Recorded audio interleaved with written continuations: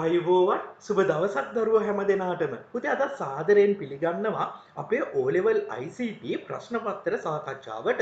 ඉතින් අද අපිට සාකච්ඡා කරන්න තියෙන්නේ අපේ මාර්ගගත ප්‍රශ්න පත්‍ර සාකච්ඡාවේ 14 වෙනි ප්‍රශ්න පත්‍රය. ඉතින් මේ 14 වෙනි ප්‍රශ්න පත්‍රයේ විදිහට මම තෝරගත්තේ කොළඹ දිස්ත්‍රික්කයේ නිර්මාණය වෙච්ච දරුවන්ට ලබා දුන්නු ප්‍රශ්න පත්‍රයක. ඉතින් ඉතාමත්ම හොඳ වටිනා ඒ වගේම අපහසු විසඳන්න අපහසු ප්‍රශ්න ගොඩක් මේ ප්‍රශ්න පත්‍රෙත් අන්තර්ගත වෙලා තියෙන. ඉතින් ඒ නිසා අපි පළවෙනි ප්‍රශ්නේ ඉදම්ම පුතේ මුල ඉඳන් සාකච්ඡා කරමු.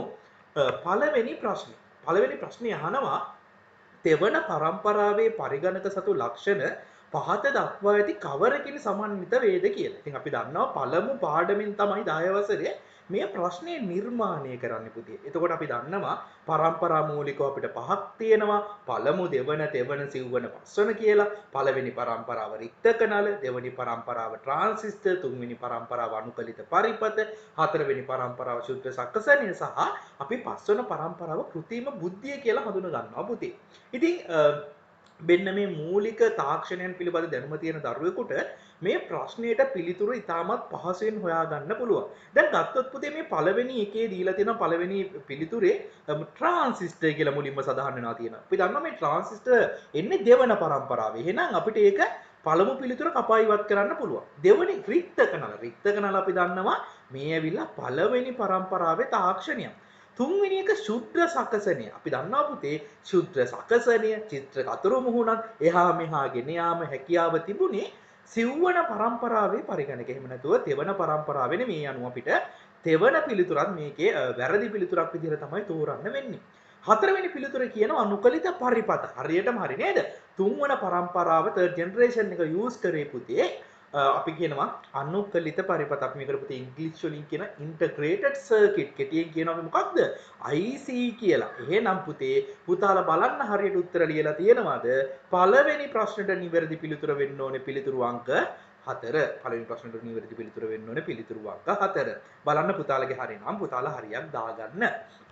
දෙවන ප්‍රශ්නේ ගුණාත්මක තොරතුරක ලක්ෂණ විස්තර නොවන අවස්ථාව කුමක්ද කියලා අහන. මේ ගුණාත්මක තොරතුරක ලක්ෂණ විස්තර නොවන අවස්ථාව අපි දන්නවා අපිට දත්ත සහ තොරතුරු කියලා සංකල්ප දෙකක් ඉගෙන ගන්න තියෙනවානේ පුතේ. දත්ත කියන්නේ මොනවද? කිසියම් සැකසීමකට භාජනය නොවිච්ච දේවල් නේද?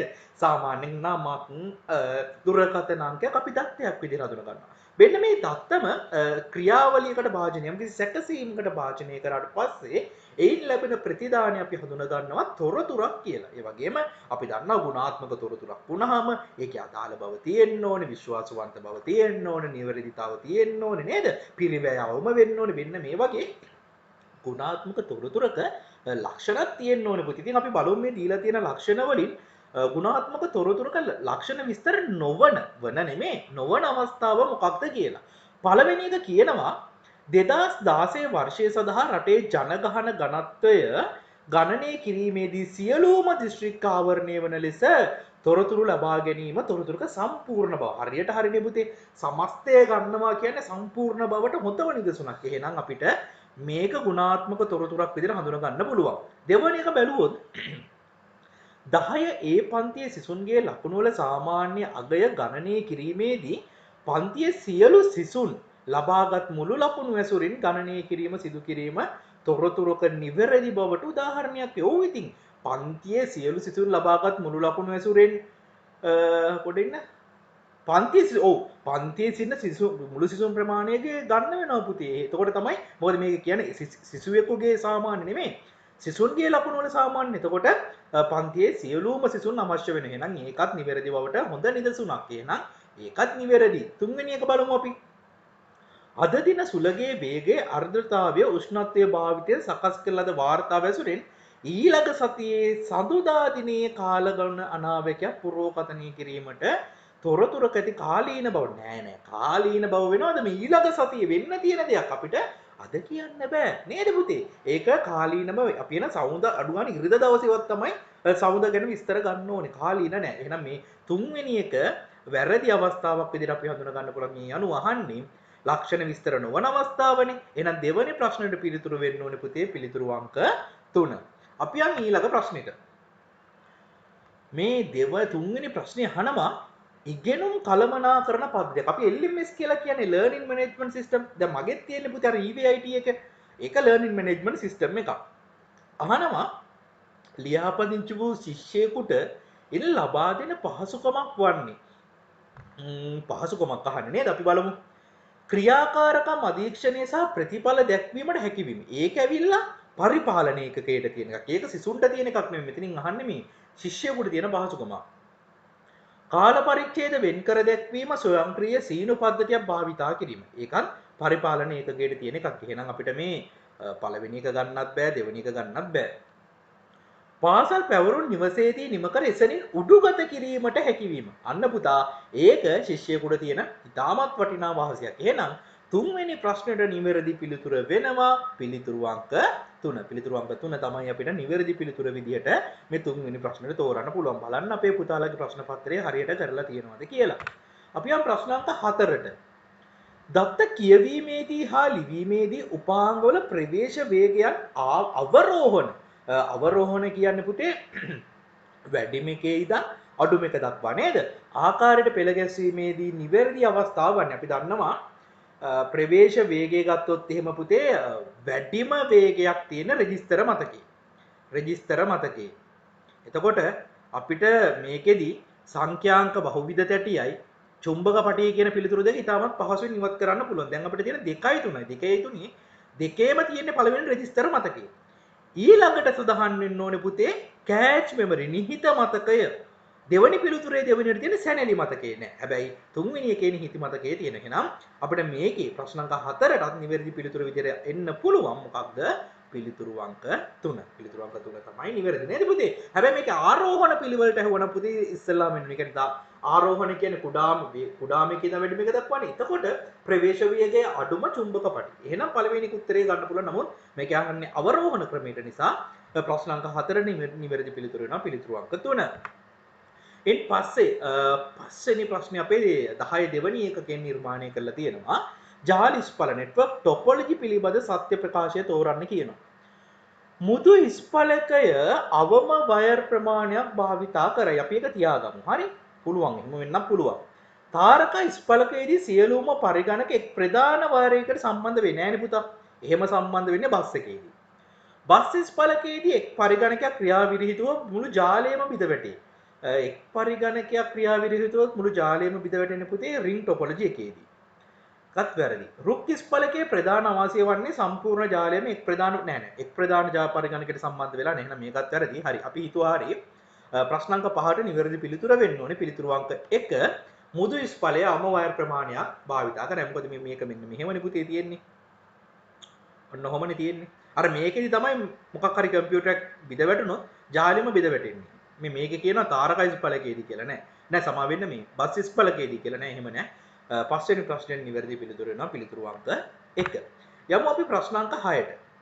ප්‍රකාශ තන්තු භාවිතයෙන් දත්ත සම්ප්‍රේෂණයට අදාළ ලක්ෂණයක් වන්නේ ආලෝකයේ ප්‍රවේගය. ඒක හරි.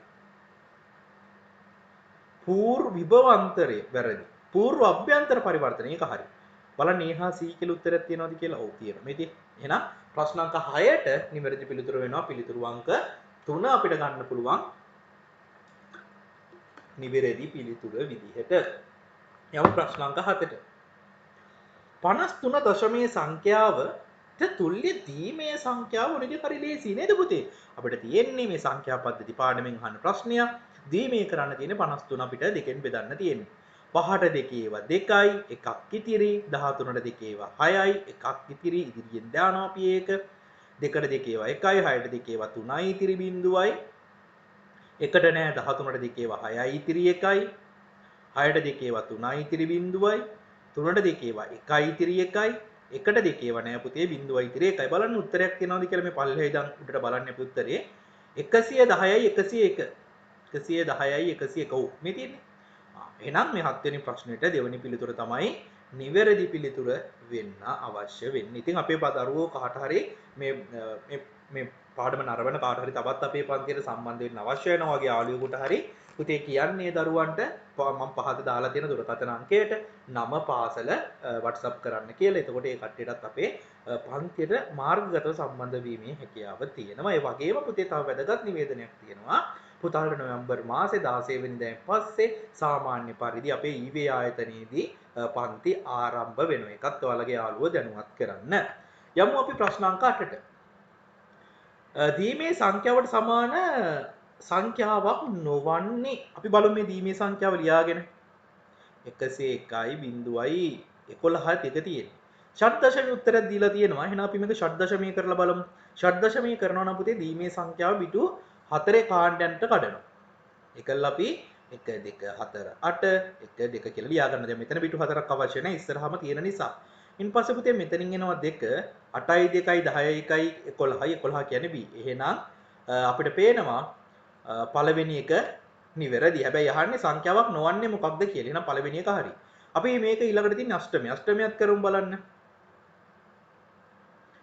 අෂ්ටමය කරනවා පිටු 3 කාණ්ඩයන්ට කඩන්න ඕනේ. ඊට පස්සේ අපි 1 2 4 1 2 4 කියලා දානවා. 4යි 1යි 5යි 2යි 1යි 3යි. එහෙනම් අපිට 53 කියන සංඛ්‍යාවක් එනවා. ඊළඟට අපි බලමු දශමය කරලා තුන්වෙනි උත්තරේ දශමයනේ තියෙන්නේ පුතේ 0.11. එතකොට අපි දෙකේ ගුණාකාර දෙනවා 1 2 4 8 16 32. 32යි 8යි 40යි 42යි 43 එන්න ඕනේ. නමුත් දීලා තියෙන උත්තරේ 13. එහෙනම් මේකට සමාන නොවන සංඛ්‍යාව තමයි තුන්වෙනියට සඳහන් වෙන්නේ. එහෙනම් ප්‍රශ්න අංක 8ට නිවැරදි පිළිතුර වෙන්න ඕනේ පුතේ පිළිතුරු අංක 3. යමු ප්‍රශ්න අංක 9ට. 190 හා 277 යන සංඛ්‍යා පිළිවෙලින් පෙන්눔 කරන සංඛ්‍යා වනුයේ 190 හා 277 යන සංඛ්‍යා පිළිවෙලින් පෙන්눔 කරන සංඛ්‍යා වනුයේ ෂඩ් දශමයයි අෂ්ටමයයි උත්තර දීලා තියෙන්නේ ඔක්කොගේම අපි ඒ නිසා මේ 190 අපි ඉස්සෙල්ලාම ෂඩ් දශමය කරමු පුතේ 190 ඉස්සෙල්ලාම අපි ෂඩ් දශමය කරමු 19ට 16 එකක් තියෙනවා 3ක් ඉතිරි 30ට 16 එකයි ඉතිරි 14ක් 14 කියන්නේ e 16 11ට 16 නැහැ බිඳුවයි එහෙනම් 11 කියන්නේ b උත්තරයක් තියෙනවද බලන්න පුතේ be ඔව් මෙයාගේ තියෙනවානේ මෙතනක් තියෙනවා ඊළඟට අපි 277 කියන එක අෂ්ටමය කරමු දෙකට නෑ 24 8 ඒවා 3ක් තියෙනවා 8 16 24 3යි 3ක් ඉතිරි වෙනවා පුතේ 34ට 8 ඒවා තියෙනවා 8 16 24 32ට 4ක් තියෙනවා 32ට 4ක් තියෙනවා ඉතිරි වෙනවා 5 ඊළඟට නැවතත් 32ට 4ක් තියෙනවා 34න් 34ක් තියෙනවා දෙකක් ඉතිරි වෙනවා 8ට 4 ඒවා නැහැ 0.4 425 කියලා උත්තරයක් තියෙනවා ඔව් මේ තියෙන්නේ ඔව් මේකේ තියෙනවා නේ එහෙනම් ප්‍රශ්න අංක 9ට නිවැරදි පිළිතුරු විදිහට තෝරන්න පුළුවන් පුතේ පිළිතුරු අංක 1 මොන හරි ගැටලුවක් තියෙනවා නම් පුතාලා ලයිව් chat එකේ දාලා ඒවා අහන්න ප්‍රශ්න අංක 10 තවත් සංඛ්‍යා පද්ධති පාඩමින් ප්‍රශ්නයක් තියෙනවා f 3.5 ෂඩ් දශමයේ සංඛ්‍යාව නියෝජනයට අවශ්‍ය අවම බිටු ගණන කීයද කියලා අහනවා. ඉතින් අපි මේක දිගහැරලා ලිව්වොත් අපිට මේකට අවශ්‍ය වෙන බිටු ප්‍රමාණය දැනගන්න පුළුවන්. හරි? බලමු අපි f 3.5 f කියන්නේ 15 නේද පුතේ?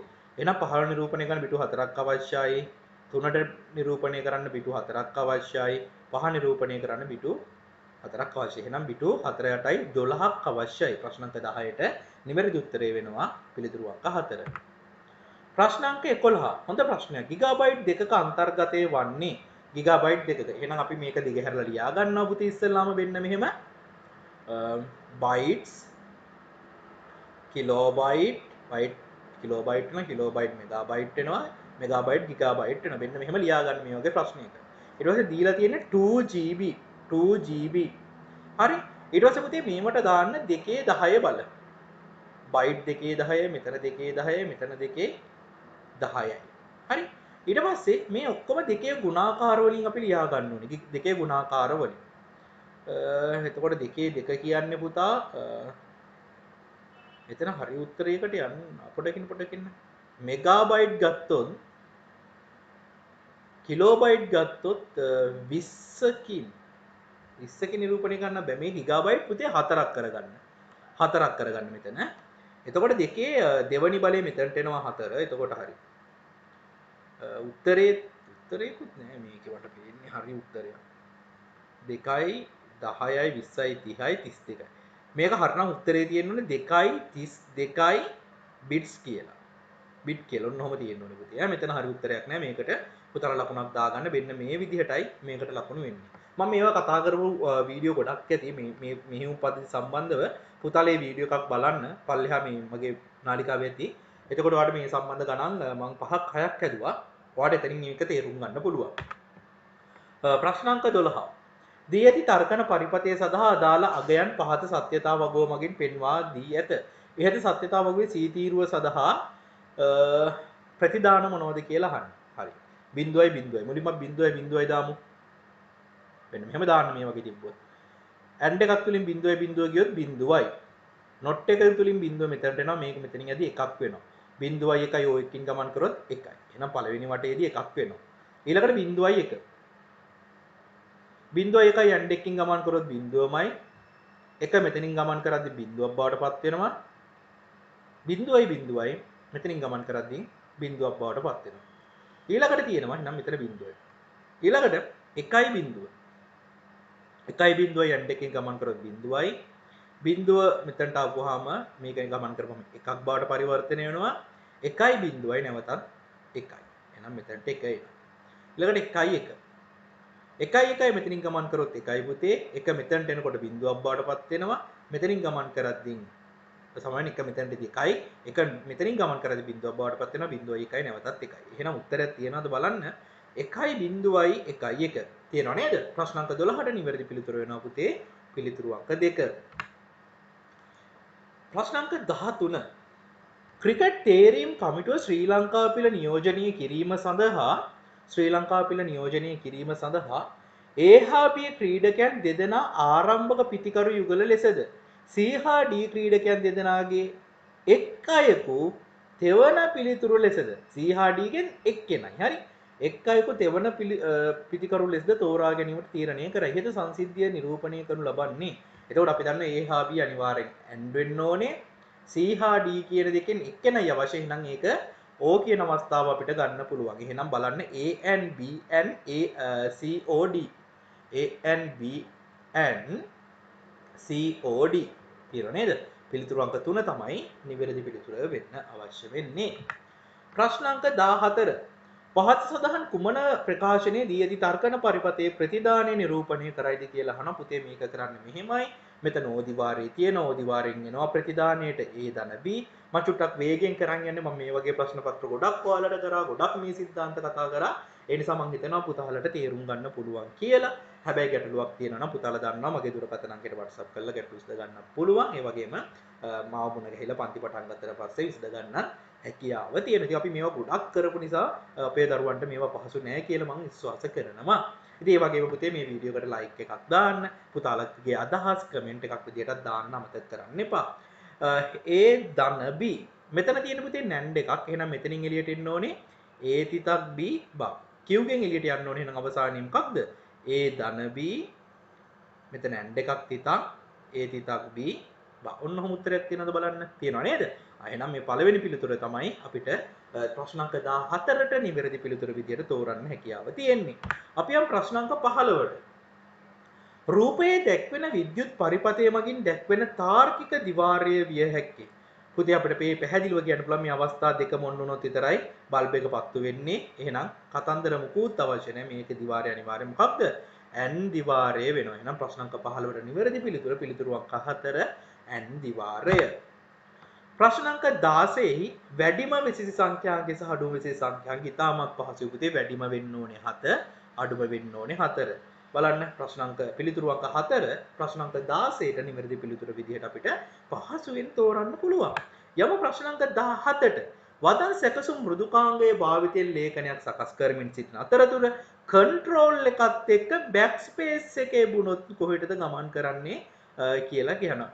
බෑක් ස්පේස් එක වුණොත් පුතේ වමට ගමන් කිරීමක් ඒ කියන්නේ වමට තියෙන පිහිටි වචනේ සම්පූර්ණයෙන් මැකිලා යාමක් සිදු වෙනවා. ඉතින් එහෙනම් අපිට ඒකට ගන්න පුළුවන් කර්සරයට වමින් පිහිටි වචනේ මැකී. ප්‍රශ්න අංක 17ට පුතාලා මේවා කරලා බලන්න ප්‍රැක්ටිකලි. නිවැරදි පිළිතුර වෙනවා පිළිතුරු අංක 3. ඉන් පස්සේ ප්‍රශ්න අංක 18 වදන් සැකසුම් මෘදුකාංගික පහත පහසුකම් සලකන්න. ඒවයින් නිවැරදි දිශානතිය වන්නේ මොනවද කියලා අහනවා.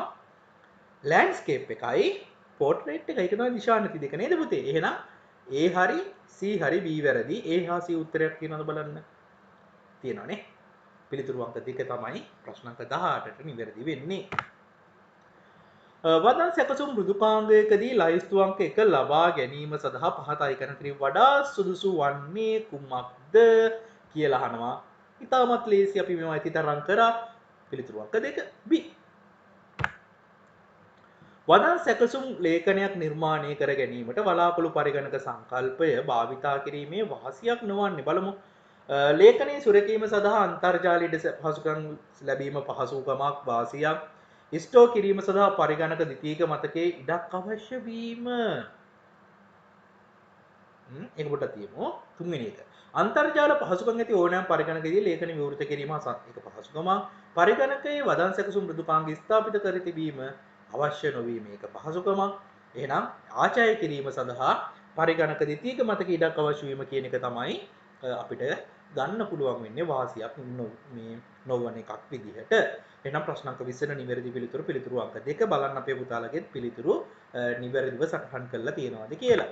ප්‍රශ්න අංක 21 වදන් සැකසුම් මෘදුකාංග වල මෙම නිරූපක දෙක භාවිතා කරණී අංකිත ලයිස්තුවක් හා බුලට් ලයිස්තුවක් ලබා ගැනීම සඳහා වැරදි.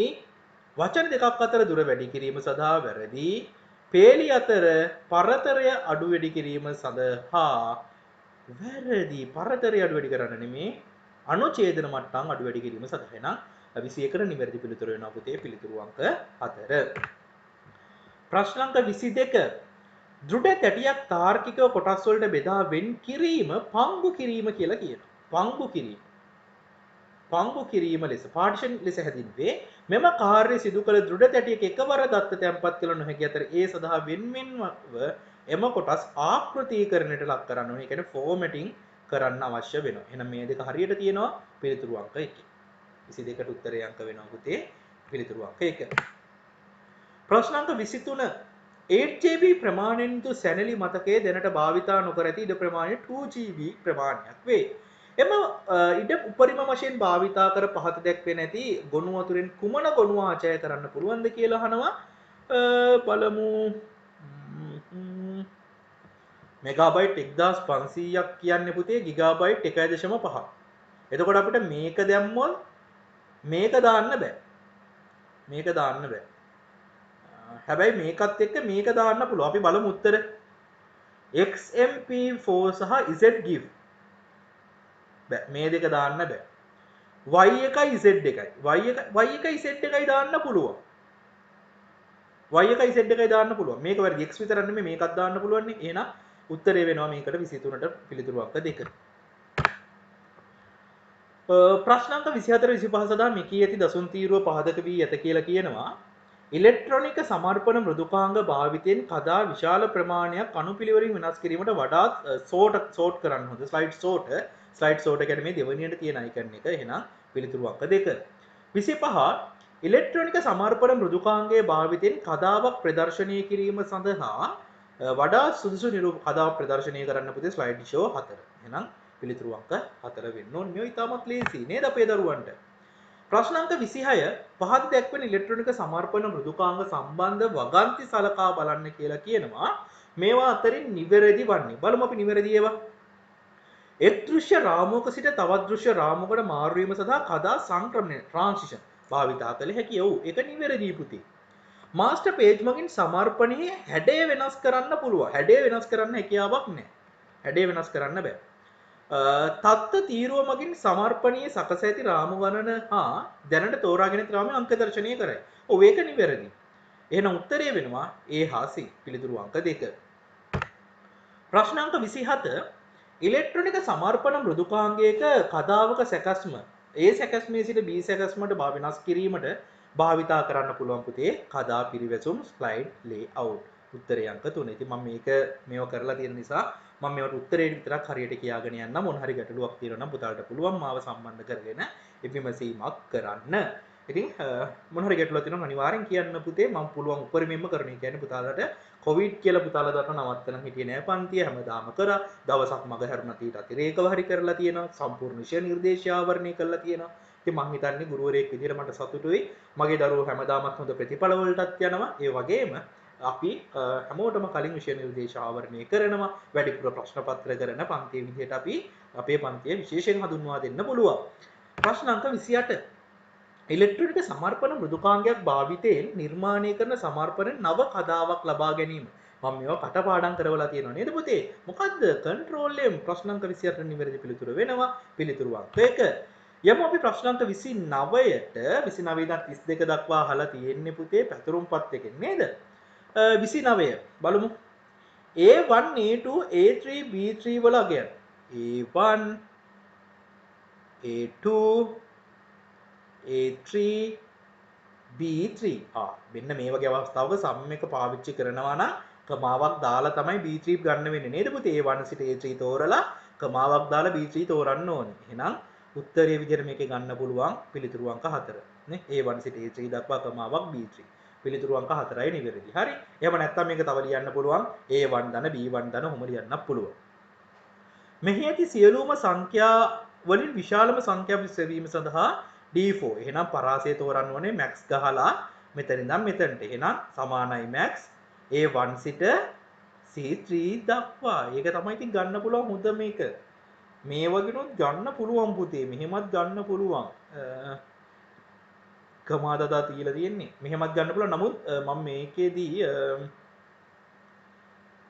කවන්නේ. මේ තුනම නිවැරදි විදිහට තෝරන නම් පිළිතුරු අංක 4 තමයි නිවැරදි පිළිතුර වෙන්නේ. මෙහි ඇති සියලුම සංඛ්‍යාවල කුඩා මගේ එහෙනම් කුඩා මගේ හොයන්න නම් සමාන මින් ගැව්වා A1 සිට C3 දක්වා පිළිතුරු අංක 3. ඉහත පැතුරුම්පත් කොටසේ දත් ඇතුළත් පරාසෙහි දකුණු පස පහළ කොටස පුඩින්න ඇතුළත් පරාසෙහි දකුණු පස පහළ කෝෂය වෙත ගමන් කරන්න නම් අවශ්‍ය වන යතුරු සංයෝජනය මොකක්ද කියලා අහනවා. මට මතක විදිහට නම් පුතේ කන්ට්‍රෝල් එකත් එක්ක එන්ඩ් එක ගෙවුවා නම් හරි. පිළිතුරු අංක 3. පැතුරුම්පත් කෝෂයක සමානයි 2 ගුණ කිරීම 3 ධන 5 බලය 2 කියලා තියෙනවා. කෝෂයේ දිස්වන අගය කුමක්ද කියලා අහනවා. අපි දන්න ඉස්සල්ලාම අපි ගුණිතය කරමු. දෙවරත් 3 6යි. 5 දෙවෙනි බලය 25යි. 6යි 5යි 31යි. උත්තරය අංක 2. අපි මේවත් කරා නේද පුතා? ඊළඟට රෝහලක බාහිර රෝගී අංශයේ සඳහා ලියාපදිංචි රෝගීන්ගේ දත් ඇතුළත් පහත වගුව සලකමින් 34 සිට 39 දක්වා ප්‍රශ්න වලට පිළිතුරු සපයන්න. අපි මේ ළඟදී කරා මේ එකකේ. channel වගුවේ ඇති රෙකෝඩ් සංඛ්‍යාව කීයද? channel එකේ තියෙනවා රෙකෝඩ් 1යි 2යි 3යි 4යි 5. උත්තරය 3 5යි. මෙහි ඇති ආගන්තුක යතුරකට උදාහරණය වන්නේ channel table එකේ patient ID තියාගමු. doctor වගුවේ doctor ID ඉතාමත් හොඳයි. ડોක්ටර් වගුවේ ડોක්ටර් වගුවේ ડોක්ටර් ID එක තමයි හොඳම ප්‍රයිමරි කී එකක් විදිහට ගන්න වෙන්නේ channel එකේ තියෙන සංයුක්ත යතුරු අවස්ථාවක්. channel වගුවේ ඇති e-spade සඳහා සුදුසු දත්ත ප්‍රරූපය e-spade boolean නේද? boolean කියන්නේ yes or no. එහෙනම් පිළිතුරු අංක 2. මේවා කරා ගොඩක් මම හිතන්නේ පුතාලට මතකයි. රෝහලක බාහිර රෝගී අංශය සඳහා ලියාපදිංචි වූ රෝගීන් දත් ඇතුළත් පහත වගුව එකම දීලා තියෙන්නේ 37. විශ්වනම් රෝගියා විසින් විශ්වකෝ මේ ඉන්නේ. රෝගියා විසින් channel කර ඇති වෛද්‍යවරයා වන්නේ විශ්වගේ බලමු patient ID එක P.2. P.2 channel කරලා තියෙනවා ડોක්ටර්ස්ලා දෙන්නෙන් එකක් D.03 අනිත් එක්කන D.02. 0.03 දෙක කවුද? අමල් අනිත් එක්කෙනා පතිරණ. අමලුයි පතිරණයි ඉන්නවද උත්තරවල? මේ තියෙන්නේ පතිරණයි අමලුයි. උත්තරය අංක 4. 34 උත්තරය අංක 4. තීමති නම් රෝගියා විසින් channel කරලාද විශේෂඥ වන්නේ කුමන ශේෂ්ත්‍රයටද? තිමිනි අමෙන්නේ P.03 ડોක්ටර් තමයි D.04 D.04 ડોක්ටර් විශේෂ වන්නේ විශේෂඥ වන්නේ දන්ත සායන ඩෙන්ටිස්ට්. එහෙනම් දන්ත වෛද්‍ය උත්තරය අංක 2. 39 වගුවේ රෙකෝඩ් 39 වගුවක රෙකෝඩයක් අනන්‍යව හඳුනා ගැනීම සඳහා ශේෂ්ත්‍ර දෙකක් හෝ කිහිපයක එකතුවක් අවශ්‍ය වී නම් අපි ඒවට කියනවා සංයුක්ත යතුරු අවස්ථාවක් කියලා. සංයුක්ත යතුරු අවස්ථාවක් කියලා කියනවා. ඊළඟට තොරතුරු හා sannivedana තාක්ෂණයේ අනිසි ලෙස භාවිතය නිසා වර්තමානයේ සිසු පරපුර නොමග ගොස් ඇත යන්න විද්වදේ පුවත්පතක සාකච්ඡාවකදී ප්‍රකාශ කරන ලදී. මේ බව තහවුරු කිරීමට ඔහු විසින් ඉදිරිපත් කරන ලද සිටිය හැකි ප්‍රකාශන මොනවද කියලා අහන. ඉතින් අපි දන්නවා තාක්ෂණයේ හොඳ සහ නරක කියන එක දෙකම තියෙනවා නේද පුතේ? මේක හරියට අර දැලි පිහියෙන් කිරි කනවා වගේ වැඩක්. හැබැයි හොඳට පාවිච්චි කරොත් ලොකු මිනිසෙක් වෙන්න හොඳට සල්ලි හම්බ කරන්න හැකියාවක් තියෙනවා මේ තාක්ෂණය නිසා. ඉතින් මේක හරියට පාවිච්චි කරමු. ඒ සමාජ ජාල තුලින් නොකෙලපෙන මිතුරන් ඇසුරටපත් වීම මේක නිවැරදි.